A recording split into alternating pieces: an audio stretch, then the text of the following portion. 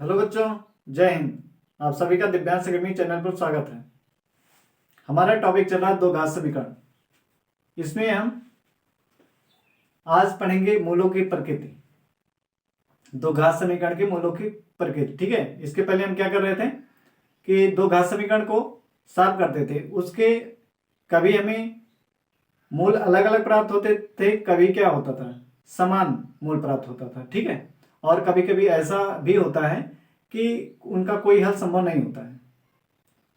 तो ये जो मूलों की प्रकृति है, इसके माध्यम से हम देखेंगे कि दो घात समीकरण का बिना पूरा प्रोसेस किए, यानी उनको पूरा सॉल्व किए ही, उनका हल निकाले ही हम चेक कर लेंगे कि उसके मूल होंगे कि नहीं होंगे, कि उनका मूल समान होगा, वास्तविक होगा, कि समान वास्तविक होगा और भिन्न होगा।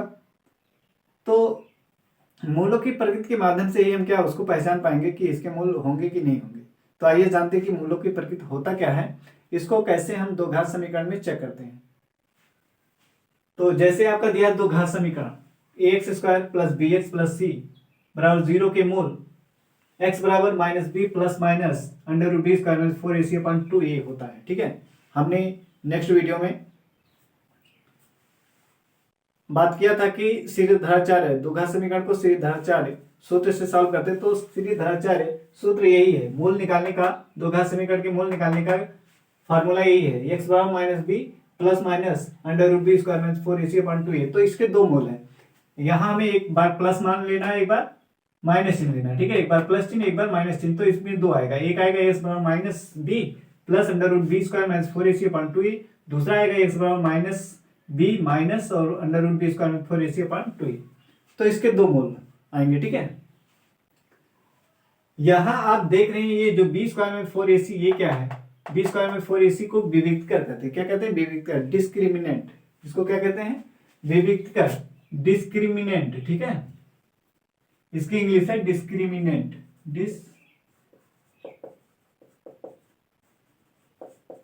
डिस्क्रिमिनेंट कहते हैं विविक्त कर। ठीक है, विविक्त कर। बी स्क्वायर में 4ac को क्या कहते हैं? विविक्त कर, डिस्क्रिमिनेंट कहते हैं। इसे डी से प्रदर्शित करते हैं। किससे प्रदर्शित करते हैं? इसे कैपिटल डी से प्रदर्शित किया जाता है, डी बराबर बी स्क्वायर माइनस 4ac। तो ये जो विविक्त कर है हमारा, ये यही निश्चित करता है कि दो घात समीकरण के मूल कब वास्तविक भिन्न होंगे, कब मूल वास्तविक और समान होगा, और कब इसके मूल नहीं होगा। बी स्क्वायर माइनस 4ac यही क्या करता है? निर्धारित करता है, निश्चित करता है कि दो घात समीकरण के मूल कब वास्तविक होंगे, कब वास्तविक और भिन्न होंगे, कब वास्तविक और समान होगा, और कब कोई नहीं होगा। तो आइए देखते हैं पहली स्थिति क्या है। यदि बी स्क्वायर में 4ac बराबर ग्रेटर देन 0, क्या हो? यदि बी स्क्वायर में 4ac ग्रेटर देन 0 हो, यानी 0 से बड़ा हो। 0 से बड़ा का मतलब क्या होता है कि इसका मान क्या आना चाहिए? धनात्मक आना चाहिए। अगर इसका मान बी स्क्वायर में 4ac का मान क्या धनात्मक आ गया, यानी 0 से बड़ा आ गया, तब समीकरण के मूल वास्तविक और भिन्न होते। क्या होते हैं? तब समीकरण के मूल वास्तविक और भिन्न होंगे। दूसरा पॉइंट है, यदि बी स्क्वायर माइनस 4ac बराबर 0, यदि इसका मान क्या 0 के बराबर आता है, तब समीकरण के मूल क्या होते हैं? वास्तविक और समान होते हैं। क्या होते हैं? वास्तविक और समान। तीसरा, यदि बी स्क्वायर में 4ac लेस देन, ये क्या है? Less than. ठीक है, अगर क्या हो? लेस देन 0, यदि लेस देन 0 हो, तब समीकरण के मूल क्या होंगे? तब समीकरण के मूल, तब समीकरण का कोई मूल नहीं होगा, कोई मूल नहीं होता। ठीक है, तो तीन स्थिति हमने बताया। एक, B square minus 4ac greater than 0, तब समीकरण के मूल वास्तविक और भिन्न होंगे। और यदि B square minus 4ac equal to 0, यानी 0 के बराबर है, तो समीकरण के मूल क्या होंगे? वास्तविक होंगे और समान होंगे। यदि B square minus 4ac less than 0 है, तो समीकरण के मूल का कोई मतलब कोई मूल नहीं होगा उसका। ठीक है, यानी उसके मान क्या हो जाएंगे? काल्पनिक, अधिकल्पित हो जाएंगे। तो तीन स्थितियां हैं। तो इन तीन स्थितियों के माध्यम से हम चेक करेंगे कि किसी दो घात समीकरण का मूल संभव है कि नहीं है, और संभव है तो वो वास्तविक है कि विभिन्न है, वास्तविक है या समान है। इसको चेक करते हैं एग्जाम्पल के माध्यम से। तो एग्जाम्पल एक,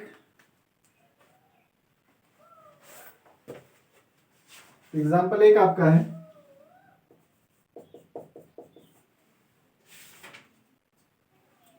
कह रहा दो घात समीकरण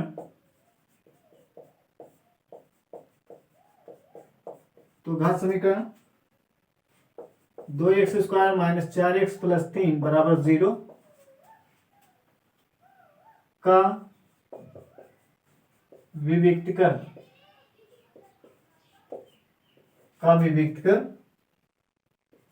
ज्ञात कीजिए।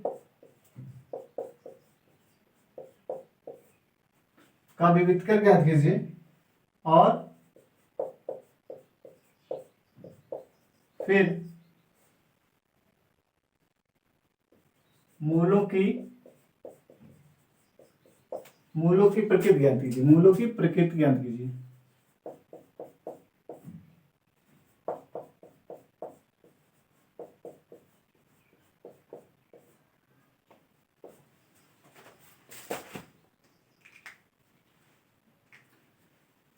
तो ये दो घात समीकरण दिया है, कह रहा है कि विविक्तकर ज्ञात कीजिए। तो विविक्तकर हमारा क्या होता है, डी बराबर बी स्क्वायर माइनस 4ac। तो सबसे पहले दिए गए दो घात समीकरण को लिख लेंगे। दो घात समीकरण हमारा दिया है, दो घात समीकरण 2x² माइनस 4x प्लस 3 बराबर 0 नंबर 1। अब दो घात समीकरण का जनरल फॉर्म व्यापक रूप जो होता है उसको हम लिख लेंगे ax² plus bx plus c बराबर 0।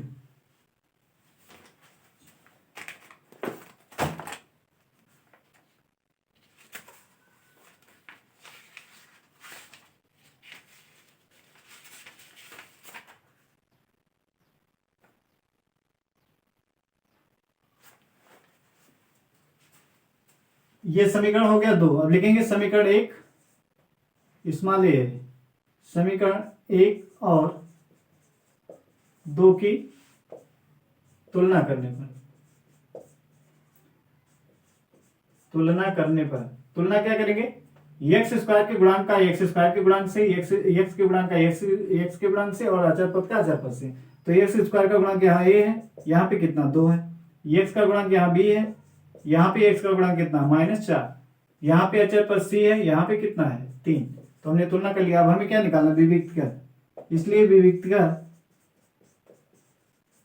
विविक्तकर डी बराबर बी स्क्वायर माइनस 4ac। तो बी है -4 का स्क्वायर, -4 गुणे ए 2 है, और सी है 3। तो कितना आ जाएगा, 4 चौक 16 हो जाएगा, और 4 दूना 8 3 24, कितना 24। तो घटाएंगे कितना आ जाएगा, ये माइनस ऋणात्मक मान, ये वाला क्या अधिक है, ये कम है, तो ये वाला अंक अधिक है, तो इसमें से क्या प्लस वाला निकलेगा तो कितना आएगा -8। ये क्या लेस देन 0 है। लेस देन 0 यानी ये क्या ऋणात्मक मान है। ऋणात्मक मान तो उसका मतलब क्या है, लेस देन 0, 0 से छोटा मान। तो लिखेंगे चूंकि B square minus 4ac less than 0, अतः दिए गए दो घात समीकरण का कोई मूल नहीं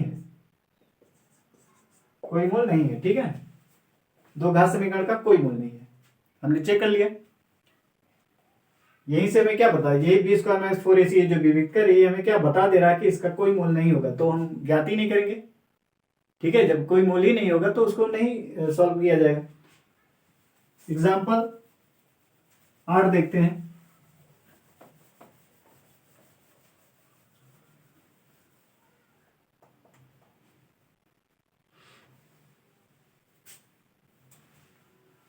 एग्जाम्पल 8 बाद में देखेंगे, पहले सबसे पहले हम 9 को देखते हैं। ठीक है, एग्जाम्पल 9 सॉल्व किया जाए। एग्जाम्पल 9 दिया है, दो घात समीकरण दिया हुआ है।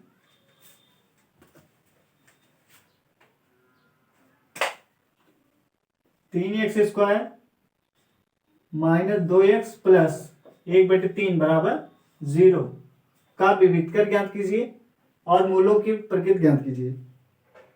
और कह रहा है यदि वे वास्तविक हैं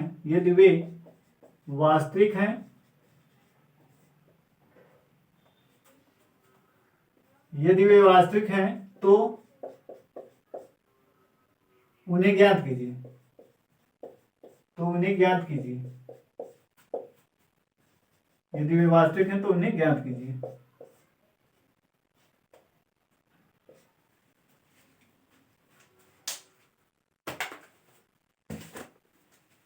तो सबसे पहले दो घात समीकरण दिया गया, दो घात समीकरण लिखेंगे। समीकरण हमारा दिया 3x² माइनस 2x प्लस 1/3 बराबर 0। ये समीकरण दिया है, इसको लिखेंगे 1। और स्टैंडर्ड समीकरण इसका लिखते हैं ax² plus bx plus c बराबर 0 नंबर 2। तो तुलना करने पर, तुलना कर लेंगे। तुलना करने पर, तुलना में क्या करेंगे, x² के गुणांक का x² के गुणांक से स्मॉल a, यहाँ पे x² का गुणांक a है, यहाँ पे क्या 3 है, यहाँ पे x का गुणांक b है, यहाँ पे x का गुणांक कितना -2, यहाँ पे अचर पद c है, यहाँ पे कितना 1/3 है, 1/3। ठीक है।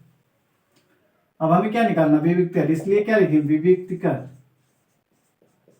विविक्त कर d बराबर क्या, b² माइनस 4ac। तो b का मान कितना है, b का मान -2 है, का स्क्वायर -4 गुणे 3 गुणे 1/3। तो हमने यहाँ पे क्या a का मान रखा 3 और c का मान 1/3। तो ये 3 से 3 कैंसिल हो गया, तो कितना आ गया, -2 का स्क्वायर कितना होगा 4 और ये -4, 4 से 4 कैंसिल होकर क्या आ जाएगा 0। लिखेंगे चूंकि b² माइनस 4ac बराबर क्या आ गया 0 है, अतः दिए गए दो घात समीकरण, दिए गए दो घात समीकरण के मूल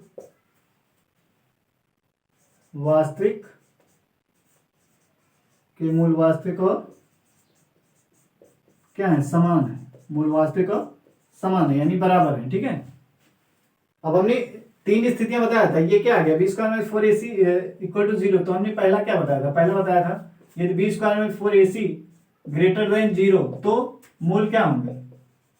तो हमने बताया था कि मूल वास्तविक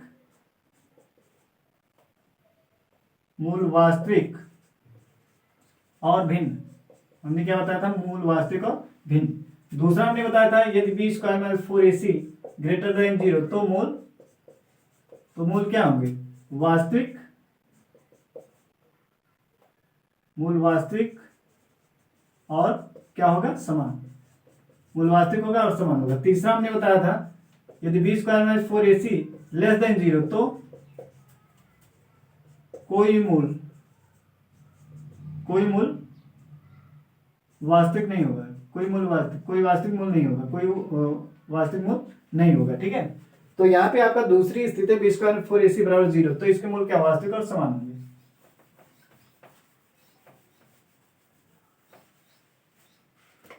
अब इसमें कह रहा था कि प्रकृत ज्ञात कीजिए, तो प्रकृत हमने ज्ञात कीजिए कैसा है, मूल वास्तविक और समान। लेकिन यहाँ पे कह रहा है यदि वे वास्तविक है तो उन्हें ज्ञात कीजिए। अब इन्हें ज्ञात भी करना, ज्ञात करने के लिए हमारा फॉर्मूला क्या था, ज्ञात करने के लिए अतः मूल x बराबर क्या लिखेंगे, -b plus minus √b² minus 4ac upon 2a।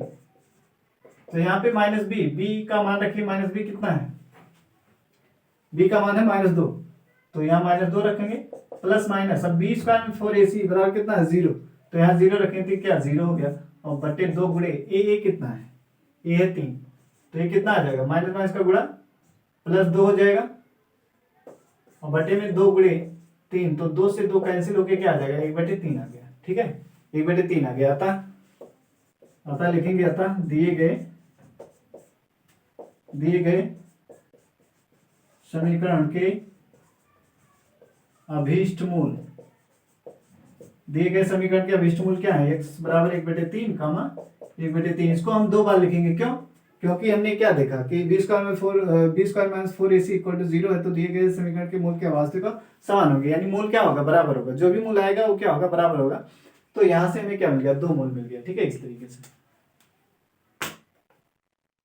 अब हम एग्जाम्पल नंबर 8 हल करेंगे।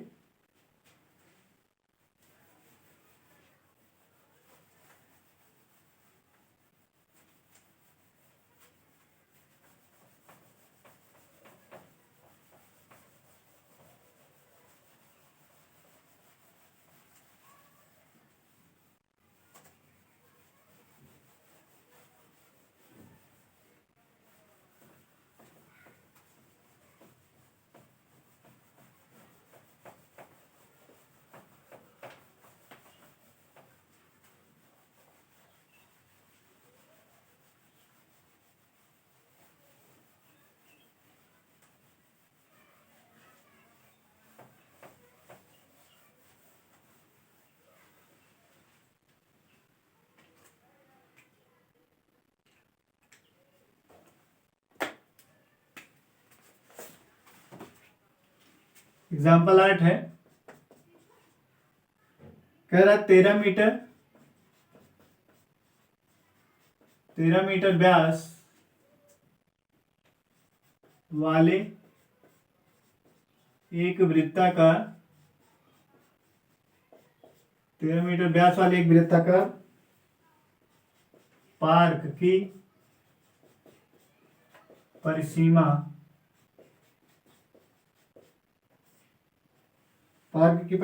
के एक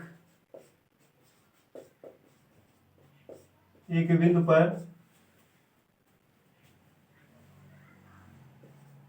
एक खंभा इस प्रकार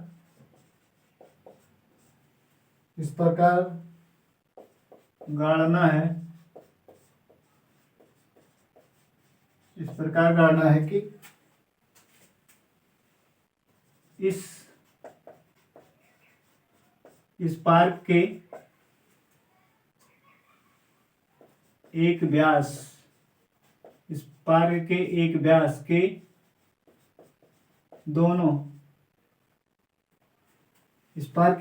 के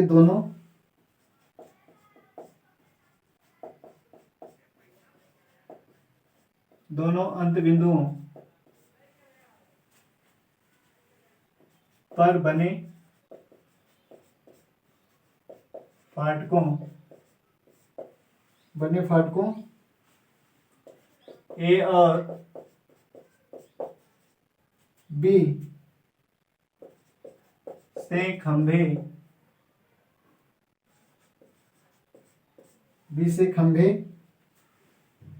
की दूरियों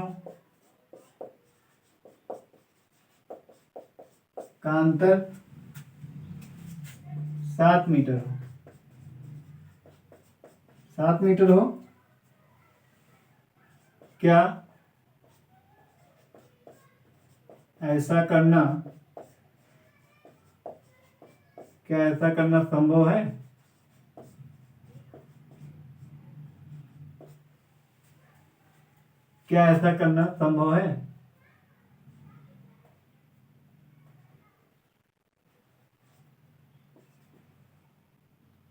यदि हाँ तो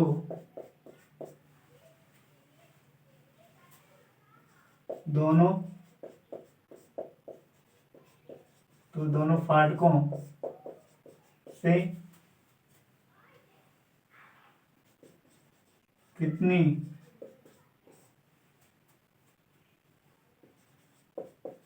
दूरियों पर खंभा गाड़ना है? कितनी दूरियों पर खंभा गाड़ना है, ठीक है, ये क्वेश्चन है। क्या कह रहा है कि 13 मीटर व्यास वाले एक वृत्ताकार पार्क की परिसीमा के एक बिंदु पर एक खंभा इस प्रकार गाड़ना है कि इस पार्क के एक व्यास के दोनों अंत बिंदुओं पर बने फाटकों ए और बी से खंभे की दूरियों का अंतर 7 मीटर हो। क्या ऐसा करना संभव है? यदि है हाँ तो दोनों फाटकों से कितनी दूरियों पर खंभा गाड़ना है? तो क्वेश्चन को ध्यानपूर्वक पढ़िए और फिर उसमें देखिए क्या दिया है और क्या ज्ञात करना है। तो क्या कह रहा है, 13 मीटर व्यास वाले एक वृत्ताकार पार्क की परिसीमा, तो 13 मीटर व्यास का हम क्या है, वृत्ताकार पार्क बना लेते हैं, ठीक है। ये अब इस पे खंभा गाड़ना है, तो मान लेते हैं ये यहां पे हमें खंभा गाड़ना ये है, ठीक है, ये हमें खंभा गाड़ना है, यहाँ पे ये P है, यहीं पे हमें खंभा गाड़ना है। और व्यास मान लीजिए ये है आपका व्यास, ये क्या है, व्यास, ठीक है। अब व्यास कितना है, 13 मीटर, व्यास कितना है 13 मीटर, ये व्यास कितना है 13 मीटर। अब इसको व्यास हमारा जो है ये कह रहा है कि व्यास के दोनों अंत बिंदुओं पर बने फाटक ए, इसको ए कह देते हैं और इसको बी, ए और बी दो फाटक हैं। ये दिया है 13 मीटर, ये कितना दिया है 13 मीटर, ठीक है। अब इसको क्या करेंगे हम, मिला देते, ये खंभा ऐसे है ना, ये खंभा इस तरीके से, पार्क जो गोलाकार है उसी में क्या होगा, एक परिध पर उसका खंभा खड़ा है वृत्ताकार पार्क पे, तो ये ऐसे खड़ा है। तो यहां से इसको मिलाएंगे, ठीक है, इसको इस वाली रेखा को यहां से ऐसे क्या करेंगे, मिला देंगे, और इसको यहां से मिला देंगे। तो ये खंभा खड़ा है, और फिर ये फाटक बी से यहां तक की दूरी खंभे तक, और फाटक ए से यहां खंभे तक दूरी, ठीक है, यहां तक। तो ये हमारा फिगर बन गया। अब जो इसमें दिया है उसको लिख लेते हैं। पी जो है ये हमारा क्या है, खंभा, यहीं पे हमें खंभा गाड़ना है। और ये फाटक ए है, फाटक ए, और ये फाटक बी। तो लिखेंगे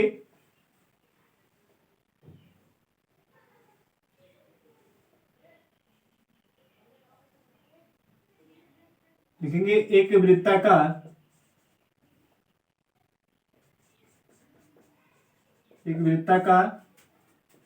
पार्क की परिसीमा,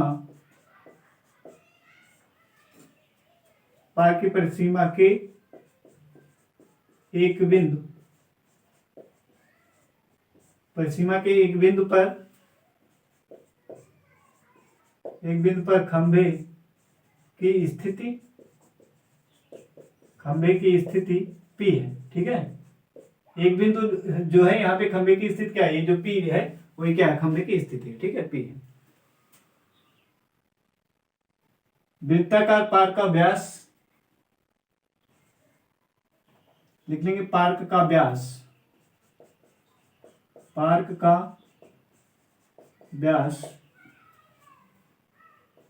AB बराबर कितना है, 13 मीटर, ठीक है।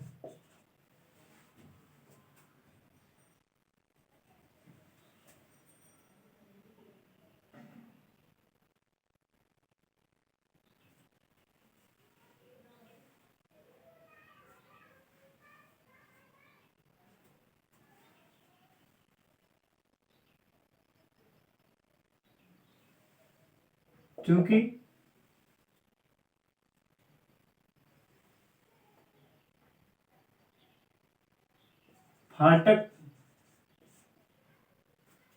फाटकों A और B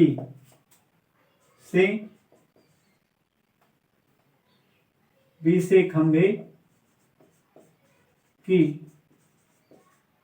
खंभे की दूरियों का अंतर कितना है, 7 मीटर, कितना है, 7 मीटर है, ठीक है। क्योंकि फाटकों A और B से खंभे की दूरियों का अंतर कितना है, 7 मीटर। इसलिए क्या लिख सकते हैं, ये खंभा यहाँ पे है, यहां से यहां तक की दूरी, और इस खंभे से यहां तक की दूरी का अंतर कितना दे रहा है, AP माइनस BP बराबर 7 मीटर, ये दे रहा है, ठीक है। तो मान लेंगे, माना BP बराबर x मीटर, कितना हमने मान लिया, BP बराबर x मीटर, ये वाली दूरी हमने क्या मान लिया, x मीटर, ठीक है। ये खंभे B से P की दूरी हमने x मान लिया, इसलिए AP माइनस x बराबर 7, तो AP बराबर कितना आ जाएगा,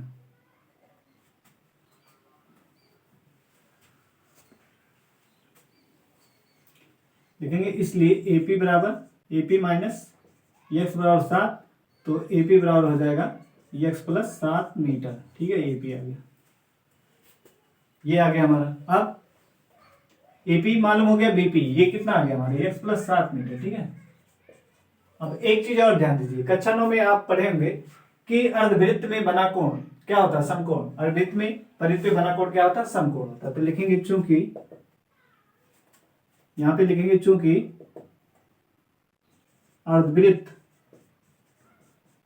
अर्धवृत्त में बना कोण समकोण होता है, समकोण होता है, समकोण। तो यहाँ पे क्या होगा, 90 अंश का कोण बनेगा, ठीक है, 90 अंश का कोण बनेगा। तो ये कैसा त्रिभुज है, APB क्या हो गया, समकोण त्रिभुज। तो लिख लेंगे, इसलिए त्रिभुज APB एक समकोण त्रिभुज है, एक समकोण त्रिभुज है, अतः पाइथागोरस प्रमेय से, पाइथागोरस प्रमेय से क्या हो जाएगा, कर्ण का स्क्वायर बराबर आधार का स्क्वायर प्लस लंब का स्क्वायर। तो ये 90 अंश इसके सामने वाली भुजा ए बी, ये वाली क्या है, कर्ण है, और ये जो ये आधार हो गया और ये लंब हो गया, ठीक है। तो कर्ण कितना है 13 का स्क्वायर, आधार कितना है x प्लस 7, आधार एपी, एपी आपने निकाला है, एपी कितना है x प्लस 7, तो ये आधार है, इसका स्क्वायर प्लस लंब कितना है बीपी यानी 7, बीपी एक्स का स्क्वायर, ठीक है। तो ये तो 169 हो जाए, 13 का स्क्वायर कितना होता है 169 बराबर एक्स प्लस, अब इसका whole square a plus b का होल स्क्वायर क्या होता है, a square plus b square plus 2ab। तो यहाँ पे फार्मूला लगाएंगे, एक्स स्क्वायर प्लस 7 का स्क्वायर 49 प्लस 2 गुणे ए यानी एक्स 2 गुणे एक्स गुणे 7, ठीक है, और प्लस एक्स का स्क्वायर। तो अब 49 को इधर करेंगे पक्षांतर, माइनस 49 हो जाएगा बराबर एक्स स्क्वायर कितना 2x स्क्वायर, और ये 2 सत्ते 14x हो गया, ठीक है। तो ये कितना आ जाएगा 120, और इधर 2x स्क्वायर प्लस 14x। अब यहां से इसको क्या करिए पक्षांतर कर लीजिए, 2x स्क्वायर प्लस 14x, और इसको इधर लाएंगे माइनस 120 हो जाएगा बराबर 0। अब यहाँ पे देखिए 2 कॉमन, यहाँ पर भी, यहाँ पर 2 सत्ते क्या होता है 14 होता है ना, तो 2 यहाँ पर भी कॉमन हो रहा है और 2 यहाँ से, 2 छक 12, तो 2 हमने निकाला बाहर, तो x 2 सत्ते 14 यानी 7x माइनस 2 छक 12 यानी यहाँ क्या 60 बचेगा बराबर 0। अब ये 2 क्या हो जाएगा, यहाँ बटे में जाएगा, तो 0 में 2 से भाग करेंगे क्या 0 आ जाएगा, यानी हमारा समीकरण क्या बन जाएगा, ये x square plus 7x minus 60, ये बन गया समीकरण। अब इसको क्या करेंगे, सीधेधाराचार फार्मूले से क्या करेंगे, इसका हल निकालेंगे। तो लिखेंगे अतः मूल x बराबर क्या होता है माइनस बी, पहले इसको तुलना कीजिए, ठीक है, इसको तुलना कर दीजिए, ये बन जाएगा हमारा समीकरण। इसको एक ले लेते हैं, इसको ax square plus b x plus c बराबर 0 से तुलना कर देते हैं। तुलना करेंगे तो एक्स स्क्वायर का गुणांक कितना है, a है यहाँ, और यहाँ कितना है कुछ नहीं है, तो इसका मतलब 1 है, यहाँ b है, और यहाँ x का गुणांक कितना 7, यहाँ अचर पद c है, यहाँ कितना माइनस 60, अचर पद माइनस 60 हो गया, ठीक है।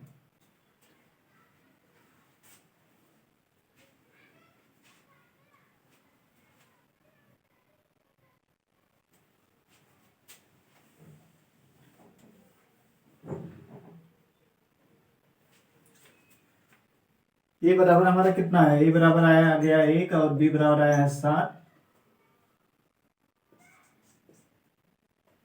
और सी बराबर कितना आया माइनस 60 आ गया, सी बराबर माइनस 60।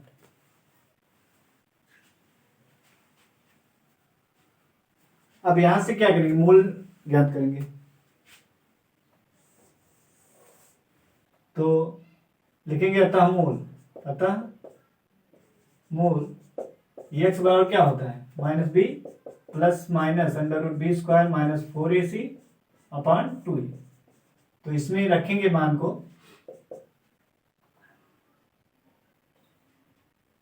रखिए यहाँ पे, b का मान कितना है, b का मान है 7, तो minus 7 plus minus under root B square minus 4ac, इसका मान कितना आया था।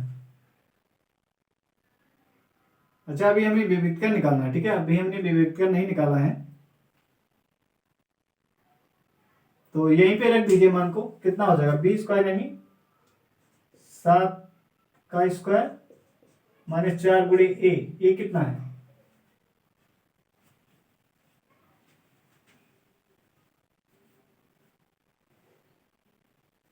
पहले हम विविधकर ज्ञात कर लेते हैं, ठीक है, विविधकर निकाल लेते हैं, फिर उसके बाद मूल ज्ञात करते हैं। तो हमने तुलना किया, अब विविधकर डी, इसलिए लिखेंगे, इसलिए डी बराबर बी स्क्वायर माइनस 4ac निकाल लीजिए, कितना होगा बी का मान 7 है, माइनस 4 गुणे ए कितना है, ए है 1 और सी है -60। तो इसको हल करेंगे 49 और माइनस माइनस का गुणा क्या प्लस होगा, 4×6 = 24। तो ये कितना आ गया 289 आ जाएगा। कितना आ जाएगा इसका मान 289 ग्रेटर देन 0। ठीक है, ग्रेटर देन क्या है 0 है, अतः इसके मूल क्या होंगे,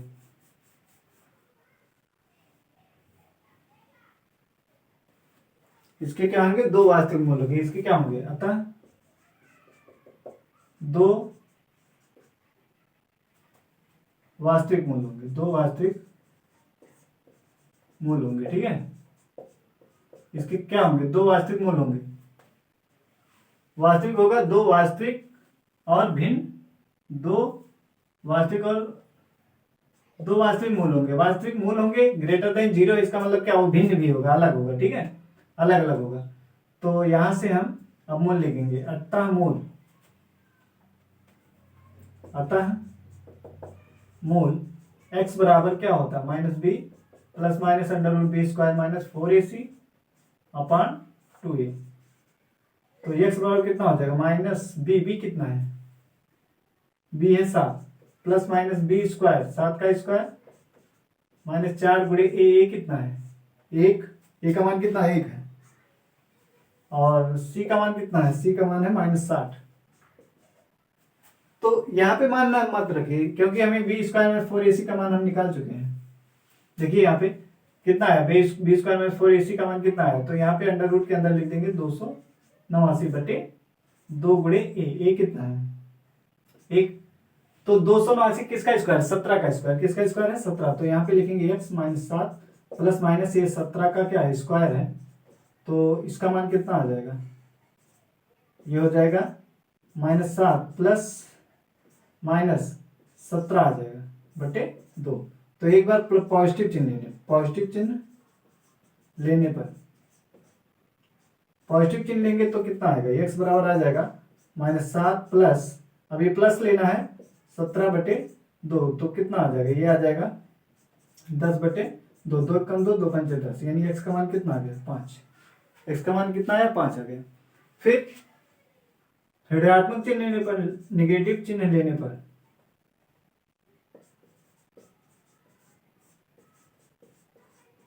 निगेटिव चिन्ह लेने पर कितना आएगा, x बराबर आ जाएगा -7 -17 और बटे में 2।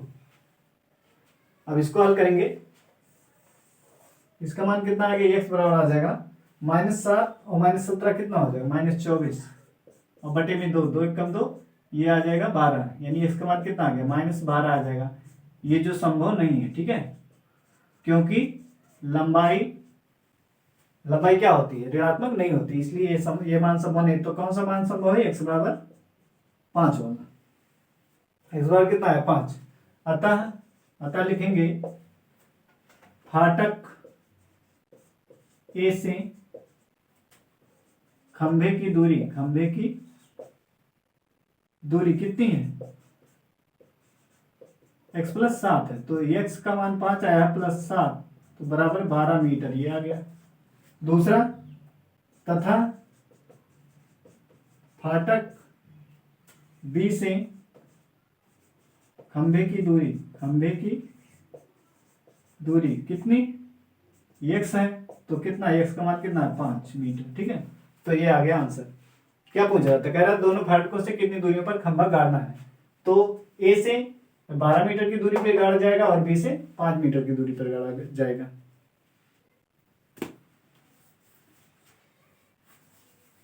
तो क्या किया गया इसमें, हमने क्वेश्चन को ध्यान से पढ़ा, फिर उसके बाद फिगर हमने बनाया। ठीक है, ये खंभा है आपका, ये यहां से ये फाटक ए लगा है, यहाँ फाटक बी है, यहाँ से इसकी दूरी और फाटक बी से इसकी दूरी का अंतर कह रहा था 7 है, तो हमने इसको लिख लिया ऐसे। फिर बीपी को हमने मान लिया, यहाँ से एपी निकाल लिया हमने। फिर अर्धवृत्त में बना कोण क्या, समकोण होता, तो एक त्रिभुज कैसा हो गया, समकोण त्रिभुज हो गया। फिर पाइथागोरस प्रमेय से हमने क्या किया, फार्मूला लगाया, यहाँ से हमें दो घात समीकरण मिला। दो घात समीकरण को हमने ax² + bx + c 0 से तुलना किया, abc का मान निकाला। फिर विभक्तर हमने ज्ञात किया, d बराबर b² / 4ac। तो यहाँ 289 आया ग्रेटर देन 0, तो इसके मूल क्या होंगे, वास्तविक होगा और भिन्न होगा। ठीक है, वास्तविक होंगे और अलग अलग होंगे। तो मूल हमने निकाला, मूल निकाला तो एक बार पॉजिटिव चिन्ह लिया तो 5 आया, एक बार निगेटिव चिन्ह लिया तो कितना आया -12 जो संभव नहीं है क्योंकि दूरी ऋणात्मक नहीं होती है। अतः फाटक ए से खंभे की दूरी x + 7 है तो x का मान 5 लिखेंगे तो 12 आ गया, तथा फाटक बी से खंभे की दूरी x है तो 5 मीटर। तो यहाँ से आंसर हमारा प्राप्त हो गया। तो आपको समझ में आया होगा। अगर नहीं समझ में आया होगा तो वीडियो को दोबारा देखिएगा तो निश्चित तौर पे आपको समझ में जरूर आएगा। ठीक है, तो बस आज के लिए इतना ही। जय हिंद।